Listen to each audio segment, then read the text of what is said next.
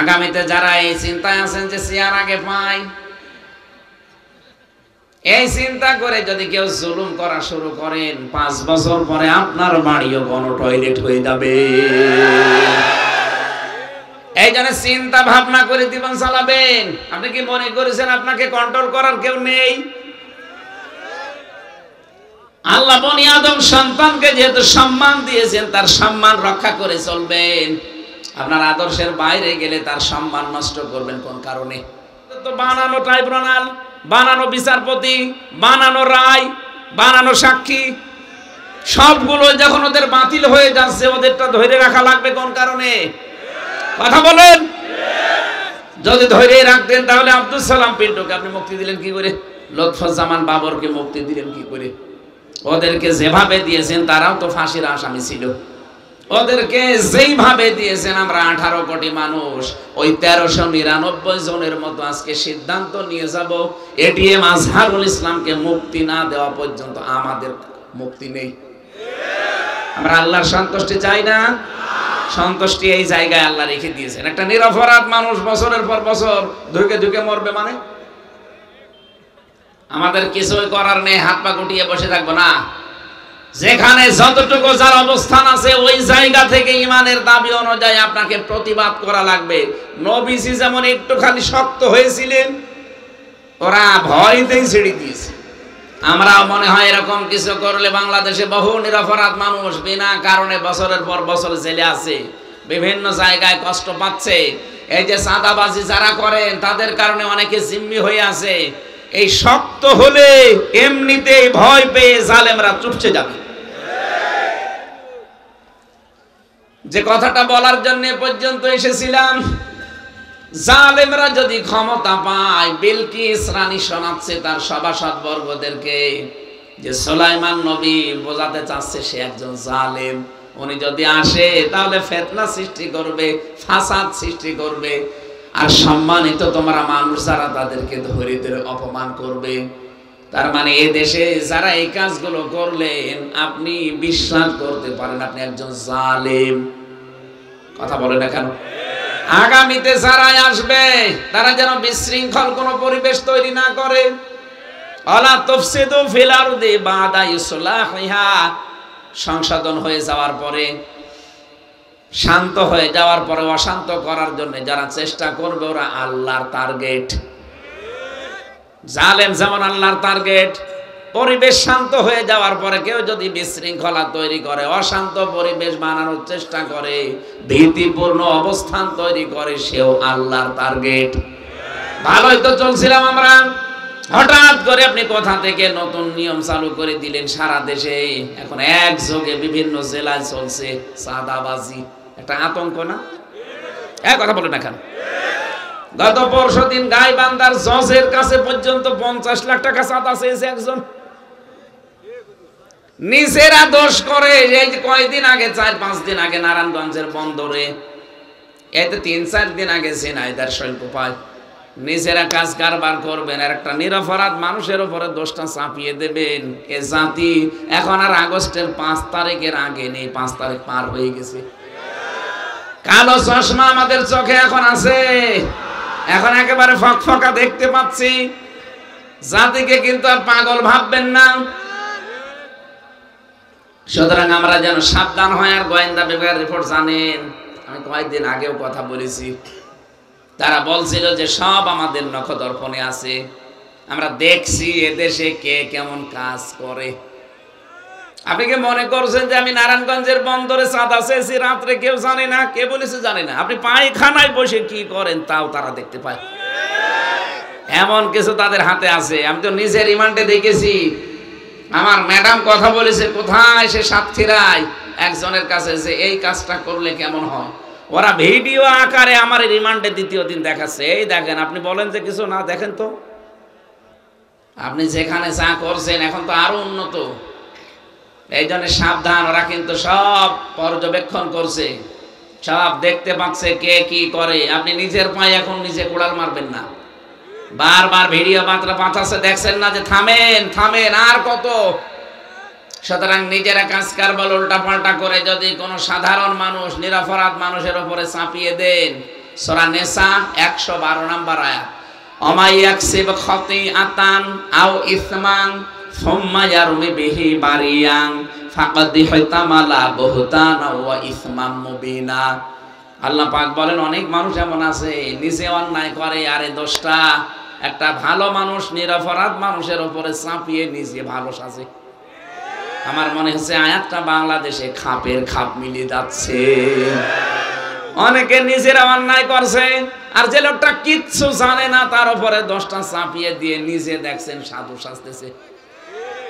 আল্লাহ বলেন এই লোকটা যেন প্রকাশ্য পাপের বোঝা বহন করে নিয়ে বেড়ায়, ও তো টের পাচ্ছে না কিন্তু জাতি টের পেয়েছে যে এইটাই পাপী। কথা বলেন। আল্লাহ আমাদেরকে তুমি বাঁচাও। বিশৃঙ্খলা যারা তৈরি করতে চায়, মানব জাতিকে যারা সম্মান দিতে চায় না, আল্লাহ নিজে তুমি সম্মান দিলে মানব জাতিকে, অথচ মানুষকে আর সম্মান অনেকে দিতে চায় না। মানুষের সম্মান কি করে নষ্ট করা যায় সেই চিন্তায় অনেকে 24 ঘন্টা লেগে আছে। আরে ভাই, আমি মাওলানা রফিকুল ইসলাম খানের বিরুদ্ধে যদি বাইরে কিছু বলি, যদি ওনার ভেতরে দোষ থাকেও তাহলে হবে গীবত। কি হবে বলেন বলেন? ওনার ভেতরে যদি ওই দোষ থাকে, ওনার অগোচরে বললে ওইটা হয় গীবত। যদি উনি মন খারাপ করে শুনলেন, কিন্তু যদি ওনার ভেতরে দোষ না থাকে, আমি বানিয়ে বানিয়ে ওনার উপরে দোষটা চাপিয়ে দেই, তাহলে এটা হবে তহমত। এটা আরো মারাত্মক। আর বাংলাদেশে সবচাইতে বেশি হচ্ছে এখন তহমত। বলেন, তহমত এলাকায় যদি চালু হয় কি হয় জানেন? আপনাদেরকে সতর্ক করছি এই কারণে, এলাকায় যদি এরকম কেউ থাকেন আপনি নিজেকে থামান। কারণ যারা গীবত করে, তহমত লাগায়, এর কথা ওর কাছে লাগিয়ে মানুষের সম্পর্ক নষ্ট করে দেয়। এরা যদি কোনো এলাকায় বাস করে, ওই এলাকার মানুষের দোয়া কবুল আল্লাহ বন্ধ করে দেয়। সিরাজগঞ্জবাসী এদিকে তাকান। হযরতে মুসা নবী আলাইহিস সালামের জামানার একটা ঘটনা পড়লাম হাদিসে। বৃষ্টি বন্ধ হয়ে গেছে, তিনি চাটিয়াল ময়দানে উম্মতদেরকে নিয়ে গেলেন, দোয়া করলেন। নামাজ আদায় করার পর আল্লাহ বৃষ্টি দাও। 3 বার আল্লাহর পক্ষ থেকে আওয়াজ এসেছে, না বৃষ্টি হবে না। হযরতে মুসা তো আবেগপূর্ণ নবী ছিলেন, বারবার খালি প্রশ্ন করতেন। ডাক দিয়ে বলে, রব্বুল আলামিন বৃষ্টি দেবে না মানে এগুলো নয়, আমার উম্মত, আমার মায়া লাগে। তোমার তো বান্দা, তোমার মায়া লাগে না? আল্লাহ বলেন মায়া লাগে কিন্তু বৃষ্টি দেব না। মায়া লাগে বৃষ্টি দেবে না মানে হ্যাঁ, তুমি যাদেরকে নিয়ে দোয়া করছিলে এদের ভেতরে নামিমা, তালা তালি করা, এর কথা ওর কাছে লাগানো এরকম একজন লোক আছে। এ যতক্ষণ তোমার এই মোনাজাতে হাত তুলবে, তুমি নবী হওয়ার পরও তোমার দোয়াও কবুল হবে না। হযরত মুসা বললেন, আল্লাহ তুমি শুধু নাম বলো, কি করি দেখো। না, আমি নাম বলবার তুমি সবার সামনে অপমান করবা, আমি নাম বলবো না। হযরতে মুসা বলে, আল্লাহ আমি কিভাবে বুঝবো? আমি তো আর আলিমুম বিযাতিস সুদূর না, যে মানুষের মনের খবর জানি। আল্লাহ তাআলা বললেন, তোমাকে একটা বুদ্ধি দেই, সবাইকে নিয়ে তুমি তওবা করবা, তাহলে ওই লোকটাও তওবা করবে। তওবা করার পরে আমার কাছে কিছু বলো, দেখি আমি কি করি। মানে চাটিয়াল ময়দানে গেলেন, উম্মতদেরকে জানালেন এখানে একজন তালাতালি করা লোক আছে, মানুষের সম্মান নিয়ে সিনেমিনি খেলে, সম্পর্ক নষ্ট করে, এর কথা ওর কাছে লাগাই, কিন্তু কে আছে এটা আমি জানি না, তবে আছে। সেই লোকটা যতক্ষণ পর্যন্ত এখানে থাকবে আমাদের কারো দোয়া কবুল হবে না। এই জন্য আমরা চাই এখন আমরা তাওবা করব, সেই লোকটাও যেন আমাদের সাথে তওবা করে। তাওবার নিয়ম কিন্তু 3টা, আপনারা জানেন হয়তো। তাওবা 1 নম্বরে স্বীকৃতি দেওয়া, 2 নম্বরে অনুশোচনা করা, অনুতপ্ত হওয়া, 3 নম্বরে জীবনে এই কাজ আর করব না বলে ফিরে আসা। কথা বুঝতেছেন? হযরতে মুসা তাওবা করালেন তাদেরকে। এই 3টা শর্ত মেনে যখন সবাই তাওবা করেছে, তাওবা করার পরে ওই লোকটাও তো ওইভাবে তাওবা করে ফেলেছে। এবার তিনি হাত তুললেন, সঙ্গে সঙ্গে আমার আল্লাহ বৃষ্টি নাজিল করে দিলেন। এত বড় পাওয়ারফুল নবী যাকে কালিমুল্লাহ বলা হয়, তার দোয়াও কবুল হয় না। খালি সাথে তালাতালি করা, সম্পর্ক নষ্ট করা একটা লোক ছিল। এখানে যদি এরকম কেউ থাকেন যে গীবত করেন, তহমত লাগান, এর কথা ওর কাছে লাগিয়ে মানুষের সম্পর্ক নষ্ট করে দেন, আপনি চলে যান, নয়তো এ মাহফিল মাঠে মারা যাবে। আপনি থাকলে আমি হামজা না, রফিক খান না, কাবা শরীফের ইমামে বসিয়ে থাকলেও দোয়া কবুল হবে না। এখানে আশা করছো আপনি চলে যাবেন, ওই যাক চলে যাচ্ছে, যা যা ও চলে যায়, যাক ও মনে হয় তালাতালি করে। মানুষের সম্মান নিয়ে সিনেমিনে খেলা বন্ধ করা লাগবে। আগামীতে যারা আসবেন ক্ষমতায় তাদেরকে আহ্বান জানাবো, আল্লাহ কিন্তু সম্মান দিয়েছেন মানব জাতিকে। কে দিয়েছেন? এদের সম্মান নষ্ট করলে আল্লাহর আরশ পর্যন্ত কেঁপে যায়। এই জন্যে জালেমদের পতন ত্বরান্বিত হয়েছে। এই 15.5 বছরে আর যাই করুক, বহু মানুষের সম্মান নিয়ে তারা সিনেমিনি খেলেছে। এই কথা বলছে না কেন? এত দামি জিনিস এটা, ওয়ালাকাদ কাররামনা বানি আদম, অবশ্যই আমি বনি আদম সন্তানকে সম্মান দিয়েছি। এখানে ফাইল কর্তা সরাসরি আল্লাহ নিজে। আল্লাহ বলেন আমি নিজে তাদেরকে সম্মান দিলাম। বিশ্বনবী নিজে সম্মান দিয়েছেন। একটা ইহুদির লাশ যাচ্ছিল, নবীজি দাঁড়িয়ে গেলেন, সাহাবীরা বলে হুজুর দাঁড়ান, এটা ইহুদির লাশ। নবীজি বললেন ইহুদি তাতে কি, সে তো আদম সন্তান। আমি দাঁড়িয়েছি আদম সন্তানের সম্মানে, কারণ আল্লাহ তাকে সম্মান দিয়েছেন। আর আপনি একটা ইহুদিকে দেখে নবীজি যদি সম্মান দিতে পারেন, আপনি কি করেন? আপনি সম্মানিত মানুষদেরকে অসম্মান কি করে করা যায়? বানিয়ে বানিয়ে তাদের নামে উল্টা পাল্টা কেস মামলা সাক্ষী জোগাড় করে আর অপমান করেন। এটা আমি নিজে তো সাক্ষী আমারটাই। এই সিরাজগঞ্জের কোন ছেলে নাকি সংসদ ভাঙতে গেছে, সেই মামলায় আমারে সন্দেহমূলক ধরে নিয়ে 3 বছর জেল খাটালেন।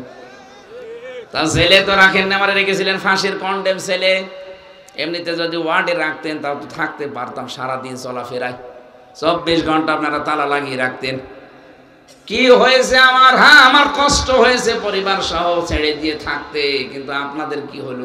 এখন তো কাউকে পাচ্ছেন না। এজন্য মানুষের জীবন নিয়ে, মানুষের সম্মান নিয়ে যারা সিনেমিনি খেলেন, মানুষকে যারা সম্মান দিতে চান না, তাদের করুণ পরিণতি শেষে কিন্তু আল্লাহ এইটাই ঘটায়। সূরা নমলের ভেতরে পাবেন 19 নাম্বার পারা 20 নাম্বার পৃষ্ঠার 7 নাম্বার লাইনের 52 নাম্বার আয়াতে আছে, ফাতিলকা বুয়ুতুহুম খাবিয়াতাম বিমা যালামু ইন্না ফি যালিকা লাআয়াতাল লিকাউমিন ইয়ালামুন। রব্বুল আলামিন বলেন ফাতিলকা বুয়ুতুহুম, আল্লাহ যেন এভাবে আঙ্গুল দিয়ে দেখাচ্ছেন বাংলার মানুষদেরকে। যদিও আয়াতটা নাজিল হয়েছে লূত নবী আলাইহিস সালাম সম্পর্কে, কিন্তু আয়াতটার ভেতরে ফা আছে প্রথমে। আরবি গ্রামার অনুযায়ী ফা ব্যবহার করা হয় 19টা অর্থে। আল্লাহ পাক যখন তার কুদরতের হাত দিয়ে আঙ্গুল দিয়ে কিছু মানুষকে দেখাতে চান যে এই, তখন ফা ব্যবহার করেন বক্তব্যের আগে। ফাতিলকা বুয়ুতুহুম, বাইতুন না বুয়ুত বহুবচন। আল্লাহ বলেন এই সেই ঘরগুলো। আল্লাহ যেন আঙ্গুল দিয়ে দেখাচ্ছেন এই সেই ঘরগুলো। এটা এসটি ইমামের ঘর, এটা হানিফের ঘর, এটা ইনুর ঘর। নাম যদিও নেই, আমার মনে হয় আল্লাহ নাম দিলে দিতে পারতো। এখন যদি আয়াত নাজিল হতো যে নাম দিত। এই সেই তানভীর আরাফাতের ঘর, তানভীর ইমাম। এই সেই ঘরগুলো। কেন এই ঘর কি? খাবিয়াতান, জনশূন্য করে দিয়েছি। আপনি হানিফের বাড়ি যান কুষ্টিয়ায়, ওটা এখন টয়লেট হয়ে গেছে।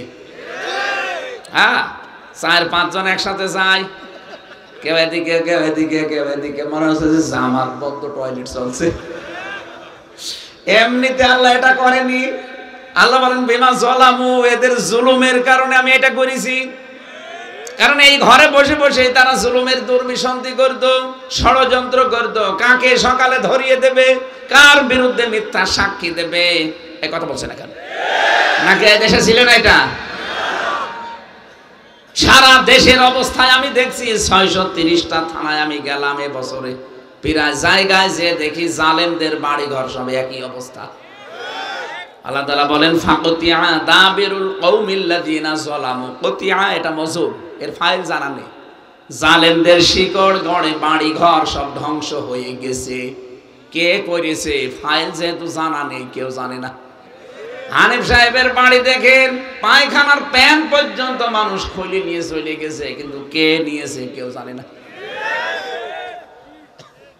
সেদিন গিয়েছিলাম কিশোরগঞ্জে, সব যাইতে বড় বাড়ি যেটা জালেমদের দুর্বিসন্ধি হতো, যেখানে বসে বসে যেখানে মানে সেই টর্চার সেল পাওয়া গেছে, ওই ঘর এখন দেখলাম উজাড় গৃহ হয়ে গেছে, পরিত্যক্ত। এখন ড্রাইভার গাড়ি থামিয়েছিল, আমি দেখলাম 4-5 জন ঢুকতেছে প্রসাব করার জন্য। এ পর্যন্ত আল্লাহ জালেমদের শেষ করে দিয়েছেন। পরেরটা আমাদের জন্য না, পরের আয়াত বলবো না। সূরা নম্বর 52 নম্বর আয়াত, বাড়ি যাই মিলিয়ে দেখবেন বাংলা তাফসিরে। ইন্না ফি যালিকা লায়াতাল লিকাউমিন ইয়ালামুন। রব্বুল আলামিন বলেন এখানে লামে তাকিদ আছে। এই এদিকে তাকান, অবশ্যই এর ভেতরে শিক্ষা আছে। যারা জ্ঞানী তাদের জন্য কি শিক্ষা? আমাদের জালেমদের এত বড় বিশাল বিশাল শিকড় যদি আল্লাহ কেটে তাদের বাড়ি ঘর পর্যন্ত আর শ্মশান বানিয়ে দিতে পারে, আগামীতে যারা এই চিন্তায় আছেন যে চেয়ার আগে পাই, এই চিন্তা করে যদি কেউ জুলুম করা শুরু করেন, 5 বছর পরে আপনার বাড়িও গণ টয়লেট হয়ে যাবে। এই জন্য চিন্তা ভাবনা করে জীবন চালাবেন। আপনি কি মনে করেছেন আপনাকে কন্ট্রোল করার কেউ নেই? আল্লাহ বনি আদম সন্তানকে যেহেতু সম্মান দিয়েছেন, তার সম্মান রক্ষা করে চলবেন। আপনার আদর্শের বাইরে গেলে তার সম্মান নষ্ট করবেন কোন কারণে? আজ কত উল্টা পাল্টা দোষ আজ ইসলাম পন্থীদের উপরে চাপিয়ে তাদের সম্মান নষ্ট করার একটা ঘৃণ্য খেলায় লেগেছে অনেকে। আশা করছে আপনারা থামবেন, নাই তো জাতি কিন্তু সব বোঝে। বললাম না এখন আর চশমা চোখে নেই, চশমা এখন ফুলে ফেলেছে। হা করলে হাসাদা নাই হালসা কি? আমরা এই জন্য আপনাদের সতর্ক করছি, আমরাও সতর্ক হচ্ছি। সামনে যারা আমরা আদম সন্তানকে আল্লাহ নিজে সম্মান দিলেন, আপনি সম্মান দেবেন না মানে? পৃথিবীর এই জমিনে আদম সন্তান সবচাইতে বেশি। আমি যতগুলো দেশের ঘটনা জানি, চীন, ভারত, ইন্দোনেশিয়া আর বাংলাদেশ, তাম দুনিয়ায় সবচাইতে বেশি মানুষ বাস করে এই দেশগুলোতে, আর সবচাইতে বেশি বাস করে এই বাংলাদেশে। অল্প জায়গার ভেতরে এত মানব সন্তান আল্লাহ দিয়েছেন। পৃথিবীর অন্যান্য রাষ্ট্রের দিকে তাকান, এখন মানুষ হলে তাদেরকে টাকা পয়সা দেওয়া হয়। জাপানে জনসংখ্যা কমে যাচ্ছে, আর আমাদেরকে আল্লাহ ক্ষমতা একটু বেশি দিয়েছে, আমাদের আর টাকা পয়সা দেওয়া লাগছে না। এতটুকু জায়গা এত মানুষ বাস করে পৃথিবীর কোন দেশে আমি পাইনি। আর চীন অনেক বড় দেশ, ভারত অনেক বড় দেশ, ইন্দোনেশিয়া অনেক বড় দেশ, বাংলাদেশ একেবারে এতটুকু জায়গায় 18 কোটি মানুষ আমরা এখন। সৌদি আরব বাংলাদেশের চাইতে 14 ডবল বড়। কত? আমেরিকা বাংলাদেশের চাইতে 59 ডবল বড়। 59টা বাংলাদেশ জোড়া দিলে যত বড় হবে এক আমেরিকা একাই অত বড়, কিন্তু জনসংখ্যা এ দেশের মতো এত ঘন না। আল্লাহ পাক আমাদের জনসম্পদ সংখ্যা দিয়েছেন, এটা জনসম্পদে পরিণত করা লাগবে। আর জনসম্পদে পরিণত করার জন্য পরের এই 3টা বিষয় আমাদের মানা লাগবে। রব্বুল আলামিন বলেন ফিল বাররি ওয়াল বাহার, জলে স্থলে তোমাদেরকে আমি আল্লাহ ভ্রমণ করার জন্য, চলাফেরা করার জন্য যে বাহনগুলো দিয়েছি, পানিতে এবং আকাশে, এই বাহনগুলোর যে সঠিক ব্যবহার, এই শব্দটা এত গুরুত্বপূর্ণ এখন বাংলাদেশের জন্য। ফিল বাররি ওয়াল বাহার, জলে এবং স্থলে যে যানবাহনগুলো আছে, এই যানবাহনগুলো চালানোর জন্য এর সঠিক পদ্ধতিতে ব্যবহার করার জন্য কিছু নীতি এখানে আছে, প্রায় 7টার মতো। আল্লাহ রাব্বুল আলামিন প্রথম নীতি দিচ্ছেন, এটা চলতে হবে আমি আল্লাহর নামে। এজন্য পানিতে যেগুলো চলবে ওগুলো পড়বেন আপনি বিসমিল্লাহি মাজরিহা অমরসাহা ইন্না রাব্বি লাগফুরুর রহিম। এটা নৌকা বলেন, ফেরি বলেন, স্টিমার বলেন, জাহাজ বলেন, পানিতে যেগুলো চলবে নৌযান জলযান এগুলোর জন্য এই দোয়া পড়া প্রথম নিয়ম দিয়েছেন আল্লাহ। 2 নম্বরে আকাশে যেগুলো চলবে শূন্যে ওর জন্য আল্লাহ সূরা যুখরুফের ভেতরে একটা কথা দিয়েছেন, সুবহানাল্লাযী সাখখারা লানা হাযা ওয়া মা কুন্না লাহু মুকরিনিন ওয়া ইন্না ইলা রাব্বিনা লামুনকালিবুন। 7টার ভেতরে প্রথম হচ্ছে দোয়া দিয়ে আরম্ভ করবেন। 2 নম্বরে ওয়াল ফুলকিল্লাতি তাজরি ফিল বাহরি বিমা ইয়ানফাউন নাস।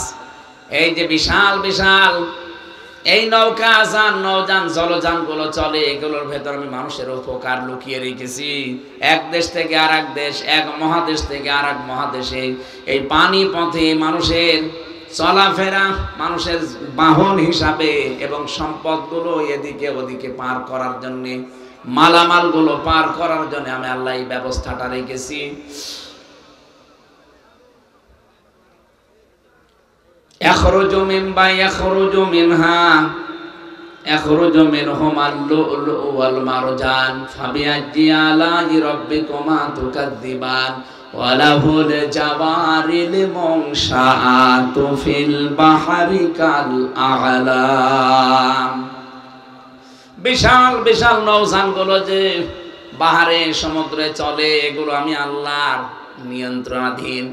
আমি আল্লাহ পাক এগুলো ভাসিয়ে রেখেছি, পানির উপরে জলের উপরে ভাসিয়ে রেখেছি তোমাদেরকে একটা শিক্ষা দেওয়ার জন্য, তোমাদের জীবন যাত্রার মান যেন উন্নত হয়, জীবন যাত্রার মান যেন সহজ হয়। এই জন্য এই বিষয়গুলো চলাচলের জন্য সহজ করে দিয়েছি। যে মানুষগুলো দুনিয়ায় চলাফেরা করতে চাও, আমি আল্লাহর নাম নিয়ে চলবা। তোমাদের আন্তর্জাতিক যে ব্যবসা বাণিজ্য গুলো আছে এই পানি পথে আকাশ পথে এগুলোর জলযান হিসাবে যেগুলো ব্যবহার করবা এগুলো আমি আল্লাহর একটা নিয়ামত। 2 নম্বরে নিয়ামতের ঘোষণা আল্লাহ দিয়েছেন, ওয়ারাসাকনাহুম মিনাত তাজ্জিবাত। জীবন উপকরণের জন্য আমি উত্তম রিজিক তোমাদেরকে দিয়েছি। এই কথাটা ভালো করে খেয়াল করো। এই পৃথিবীতে যত মানুষ আল্লাহ পাঠিয়েছেন, যত নবী আর রাসূল পাঠিয়েছেন, প্রত্যেককে প্রথমে আল্লাহ এই ঘোষণা দিয়েছেন, ইয়া আইয়ুহান নাস পাবেন, ইয়া আইয়ুহার রাসূল পাবেন, ইয়া আইয়ুহাল্লাযীনা আমানু পাবেন। 3 রকম আছে, মানুষের কথা, রাসূলদের কথা, ঈমানদারের কথা। সূরা বাকারার ভেতরে আছে মানুষের কথা আর ঈমানদারের কথা। সূরা নূরের ভেতরে আছে 51 নম্বর আয়াতের ভেতরে রাসূলদের কথা, ইয়া আইয়ুহার রাসূলু কুলু মিনাত তাইয়্যিবাতি ওয়া আমালু সলিহাত। হে রাসূলেরা, যেটা খাবা ওইটা যেন হালাল হয়। ভালো করে খেয়াল করেন, এখানে শিক্ষা আছে। প্রত্যেকটি রাসূলকে আল্লাহ এই নির্দেশ দিয়েছেন, যা খাবা ওইটা যেন হালাল হয়। ঈমানদারকে আল্লাহ ডাক দিয়ে জানিয়েছেন, ইয়া আইয়ুহাল্লাযীনা আমানু কুলু মিন তাজ্জিবাতি মা রাযাকনাকুম ওয়াশকুরু লিল্লাহ ইন কুনতুম ইয়্যাহু তা'বুদুন। সূরা বাকারা 172 নম্বর আয়াত। যারা ঈমানের দাবি করো তাদেরকে বলছি, আগে হালাল খাও, এরপরে আমি আল্লাহর শুকরিয়া আদায় করো। তাহলে হালাল খাওয়ার কথা আগে, শুকরিয়া আদায় করার ইবাদতের কথা পরে। আমরা অনেক মানুষ এটাকে উল্টিয়ে ফেলি, আগে আকাম কোকাম করে উল্টা পাল্টা করে সম্পদ বিশাল পাহাড় জমায়, এরপরে দরবেশের মতো হজ করে আসি। কথা বলেন কেন? 36,000 কোটি টাকা আপনি মারিং কাটিং করলেন, এখন যদি 14 বার না 28 বার হজ করেন আপনার হজ হবে না। আগে টাকাগুলো ফেরত দেন। কত মানুষ এই দেশ থেকে দেখি মানুষের সম্পদ আত্মসাৎ করে, ভাইয়ের জমি ফাঁকি দেয়, বোনের জমি ফাঁকি দেয়, টাকা পয়সা মানুষের মেরে খায়, আর কাবার গিলাপ ধরে যে কান্নাকাটি করে। আপনি টাকা মারেন কোথায় আর কান্দেন কোথায়? 6000 কিলোমিটার দূর এখান থেকে কাবা শরীফ। কান্নাকাটিতে করবেন আপনি যেখানে টাকা আত্মসাৎ করেছেন সেখানে। ও ভাইরা, ইবাদতের কথা পুরা কোরআনে কোন জায়গায় আল্লাহ আগে দেয়নি, আগে দিয়েছে হালাল খাবারের কথা। তাহলে হালাল খাবারের পরিবেশ তৈরি করতে হলে এই বাংলাদেশে এইটার বিকল্প কিচ্ছু নেই। এ বিধান যদি কায়েম না হয় জীবনও আপনি হালাল খাবার তৈরি করতে পারবেন না। এজন্য হাদিস হচ্ছে মান করাল কোরআনা ফাস্তাযহারাহু, যে ব্যক্তি কোরআন পড়ে আর কোরআনকে এজহার করার চেষ্টা করে। এজহার মানে এজহারের 27টা অর্থ আছে, কোন জায়গায় পেয়েছি 33টা। এজহার মানে স্পষ্ট করা, এজহার মানে প্রকাশ করা, এজহার মানে দাঁড় করানো, এজহার মানে কায়েম করা, এজহার মানে বিজয় করা। তাহলে কোরআন আমরা যারা পড়ি সওয়াবের নিয়তে, আমাদের 2 নাম্বার দায়িত্ব কোরআনকে বিজয় করার জন্য চেষ্টা চালাতে হবে। আল্লাহর নবী বিজয় করার কথা বলার পরে 2টা শব্দ দিয়েছেন, ফাহাল্লা হালালাহু ওয়া হাররামা হারামাহু আদখালাহুল্লাহুল জান্নাহ। তাহলে হালালকে হালাল এবং হারামকে হারাম জেনে আপনি ছেড়ে দিতে পারবেন। এজন্য এই বিধান যতদিন কায়েম না হয়, বাংলাদেশে আপনি হালালকে হালাল জানার পরও মানতে পারবেন না, হারামকে হারাম জানার পরও ছেড়ে দিতে পারবেন না। এই কথা বললেন না কেন? এদেশে এমন অনেক জায়গা নেই যেখানে হালালকে হালাল জানার পরে মানা যায় না। বলেন বলুন, হারামকে হারাম জানার পরও ছেড়ে দেওয়া যায় না। এই যে পুলিশ ভাইগুলো দাঁড়িয়ে আছে, এই গাড়িটা আমার যে গাড়ি, এখান থেকে যদি কুষ্টিয়া যায়, রাস্তার ভেতরে 3-4 জায়গায় ধরবে, গাড়ি আটকিয়ে বলবে হুজুর দোয়া চাই। কিসের দোয়া? তো করে আসলাম। বলে না, যে দোয়া নিয়ে আসলেন। এখন 5-6 জন করে যদি ওদের চা খাওয়ার টাকাও দেওয়া লাগে, আমি তো দেই মাঝে মাঝে। বলেন তো 5 জায়গায় যদি ধরে 1000 করে দিল, 5000 শেষ। আমার গাড়িটা নিয়ে আসা যাওয়া আরো 5-7 হাজার শেষ। আপনি কয় টাকা দেন? এখন যে মানুষগুলো এই যে নিয়েছে, এদের একা দোষ না, এদের উপর থেকে যে আল্লাহর ওলি আছে তাদের আবার ভাগ দেওয়া লাগবে। এরা যদি নিজেরা ভালো হতেও চায় পারবে না, কারণ উপরে বসে আছে আর এক আল্লাহর ওলি।